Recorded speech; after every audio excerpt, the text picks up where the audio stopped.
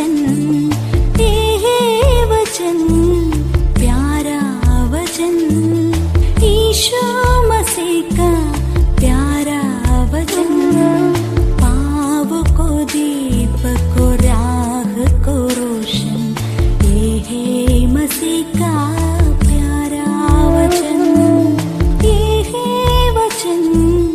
परमेश्वर के धन्य नाम की महिमा हो। प्रभात मनन के सत्र 2064 में आप सभी का बड़े प्रेम के साथ स्वागत करता हूं। आइए आज के मनन के लिए हम पढ़ते हैं इब्रानी 11 पद 6। और विश्वास बिना उसे प्रसन्न करना अनहोना है, क्योंकि परमेश्वर के पास आने वाले को विश्वास करना चाहिए कि वो है और अपने खोजने वाले को प्रतिफल देता है। हानूक के विश्वास के बारे में, जिसके द्वारा उन्होंने परमेश्वर के संग 300 वर्ष चला था अथवा परमेश्वर को प्रसन्न किया था, कहने के पश्चात लेखक आगे कह रहा है कि विश्वास बिना परमेश्वर को प्रसन्न करना अनहोना है। अंग्रेजी अनुवाद में हम इस आयत को इस प्रकार पढ़ते हैं, and without faith it is impossible to please him.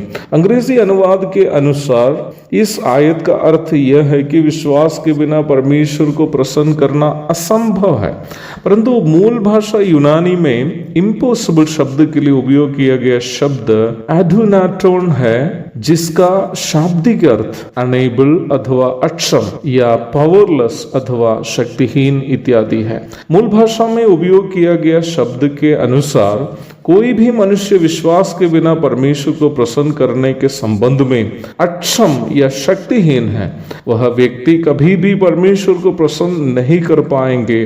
विश्वास के बिना कोई अन्य माध्यम से परमेश्वर को प्रसन्न करने की कोशिश, लकवे से पीड़ित कोई व्यक्ति खड़े होकर कोई काम करने के लिए सोचने के बराबर है। यहाँ ये बात भी हमें जानने की अनिवार्यता है कि क्या विश्वास करना है, क्योंकि दुनिया में हर कोई कुछ न कुछ विश्वास करता है। यहाँ तक नास्तिक भी विश्वास करता है कि ईश्वर नहीं। उस परिप्रेक्ष्य में देखने पर नास्तिक भी एक विश्वासी ही है, क्योंकि वो विश्वास करता है कि कोई ईश्वर नहीं है। कहने का तात्पर्य यह है कि विश्वास करने का अर्थ ये नहीं है कि कुछ भी विश्वास करो। प्रारंभ में पढ़ी गई आयत में आगे हम देखते हैं कि परमेश्वर को प्रसन्न करने के लिए हमें क्या विश्वास करना है। पद में आगे हम इस प्रकार पढ़ते हैं, क्योंकि परमेश्वर के पास आने वाले को विश्वास करना चाहिए कि वो है और अपने खोजने वाले को प्रतिफल देता है।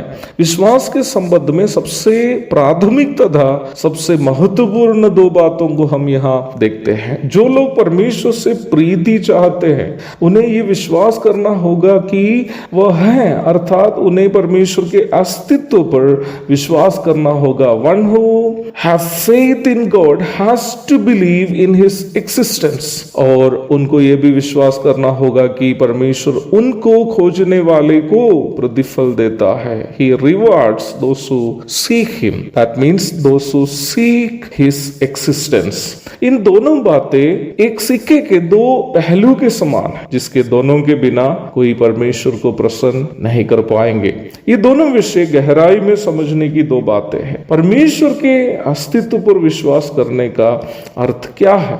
वर्तमान संसार में अनगिनत संख्या के काल्पनिक देवी देवताओं के अलावा लोग परमेश्वर के द्वारा सृष्टि की गई प्रकृति की वस्तुओं को भी ईश्वर समझकर पूजा अर्चना करते हैं। परमेश्वर के अस्तित्व में विश्वास करने का अर्थ यह नहीं है कि हमारी समझ के अनुसार या हमारी इच्छा के अनुसार या हमारी सुविधा के अनुसार किसी भी चीज को परमेश्वर के रूप में माने। परमेश्वर के अस्तित्व में विश्वास करने का अर्थ एकमात्र सच्चे जीवित आत्मरूपी परमेश्वर के, जो सर्वशक्तिमान, सर्वज्ञानी, सर्वव्यापी, सनातन तथा ना बदलने वाले हैं, उसके अस्तित्व में विश्वास करना है। पाप उससे प्रदूषित संसार में, जहां परमेश्वर के विषय में अधिकांश लोग अज्ञान हैं, जीवित परमेश्वर की खोज करने वाले को, जो उनकी संगति चाहते हैं, वचन कहता है कि ऐसे लोगों पर परमेश्वर प्रसन्न होता है और परमेश्वर ऐसे लोगों को प्रतिफल भी देता है। प्रभु दया करे। इस विषय की अधिक चर्चा हम कल करेंगे। तब तक के लिए आपसे विदा हो जाता हूँ। प्रभु आप सबको आशीष दे। आमीन।